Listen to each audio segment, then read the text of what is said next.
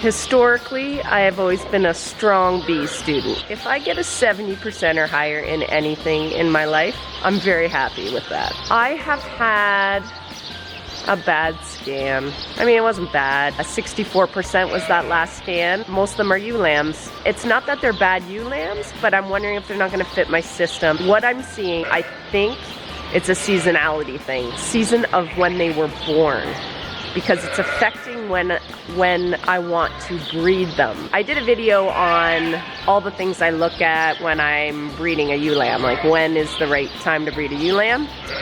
I am revisiting that.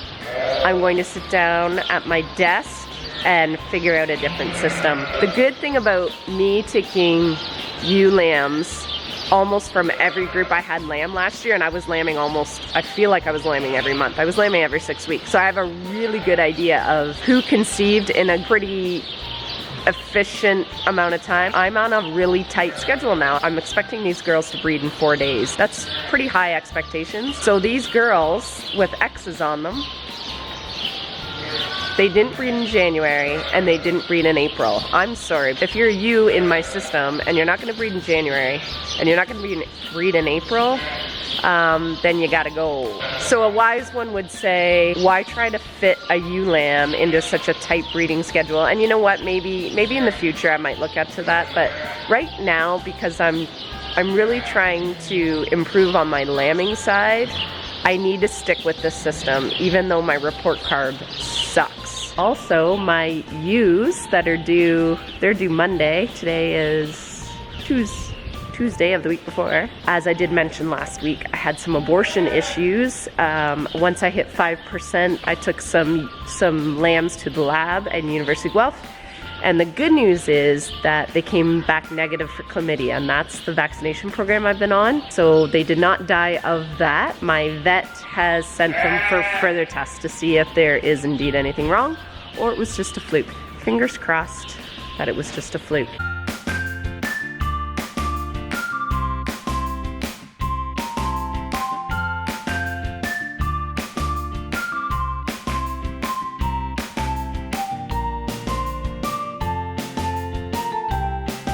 We're not in the office, we're in my house because those flies are insane. It's a good thing I actually go over some numbers, because out in the barn, I kind of had it in my head what was going on, but the numbers are showing me something completely different and trying to figure out what is going on. I thought we were dealing with the seasonality thing with these sheep, but I'm wondering if it was management. Basically, this breeding group, I had a group of mature ewes and I also had a group of ewe lambs. The ewe lambs are the ones that had terrible conception. The mature ewes ended up being 80% and the ewe lambs were 39%. So that's why my average was terrible. And when I say mature ewes, they're not mature, like some of them are second-time lambers. I'm happy with that. It means my system's okay, but these ewe lambs, 39% brutal. So I dug a bit deeper, like look at my notes. Lots of notes, and that's not the ones that are in the trash.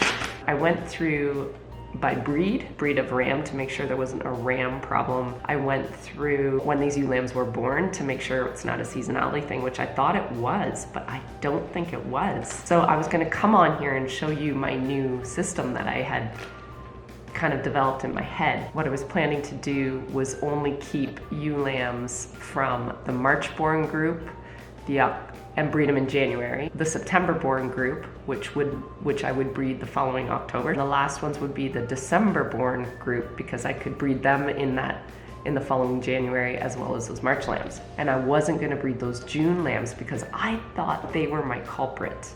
Turns out they were not the culprit. I'm gonna go on my computer here and show you all the ones that missed. These ewe lambs were in with the Rito rams. So basically my ewe lambs start right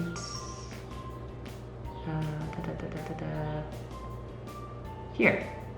So only 1, 2, 3 actually caught. They were April, February, April, And then there's I had 2 in July and an August lamb. And the mature ewes only in that whole group, 1, 2, 3, 4, 5, 6 missed. So what I'm wondering is if, because I mixed these ewe lambs, the day I seedered, I mixed these ewe lambs in with these mature ewes, I wonder if there was something to do with the whole hierarchy of the actual animal and they just couldn't compete or they were stressed. My rule is to ship them after they've missed twice. But now I'm like, is it management? Did they miss the second time because I put them in with mature ewes? I don't know what to do there. I'm perplexed. Let's go to the group that I did. I don't have Excel on my new Mac, so this is irritating that I have to do it in, what is this, numbers? So this is the group that I put my Suffolk and my Ile-de-France together. Here's basically where the ewe lambs start. They start here. And look at all of them, only only 2 caught. The mature ewes only, so Teddy's mature ewe, 1, 2, 3, 4, 5, 6, 7, 8. Only 8 missed on that. Again, is it because I mixed those ewe lambs in with the older ewes at a critical time? Here we go, February, March, April, February, April, May, June, and then a couple July. Look at the July I actually caught. So random, not what I thought would have happened. Like, why aren't these February's ones catching? They're fine. They're like mature ewe weight now because they've been fed like little piggies for, well, twice now because they were bred in January and bred again in April. Really frustrating. I think the last 2, I think are just ewe lambs as their own group. So look at this, and now I only had 8 ewes.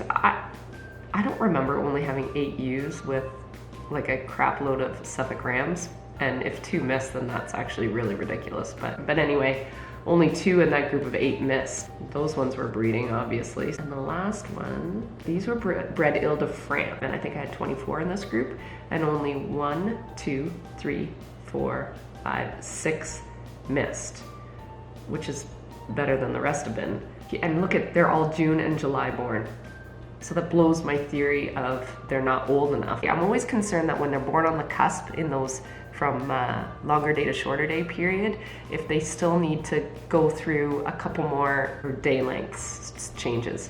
But this is telling me that I can in fact breed those June lambs in April. This is why I sat down and did it, because I could not believe it. So I guess at the end of the day, do your numbers. And when I say do your numbers, I mean just record your data. And I thought I had it figured out just looking at them in the pen, who they were and what their story was, and I was wrong. It just goes to show you, if you're not keeping track of your stuff, you can make decisions that aren't the right ones just by thinking you know what's going on. Yeah, so this whole vlog was gonna be me talking about how I'm changing my system, and I don't know if I need to. I think I need to stop mixing up my groups. I think from now on I'm just gonna keep ewe lambs with their group because it's a stressful time.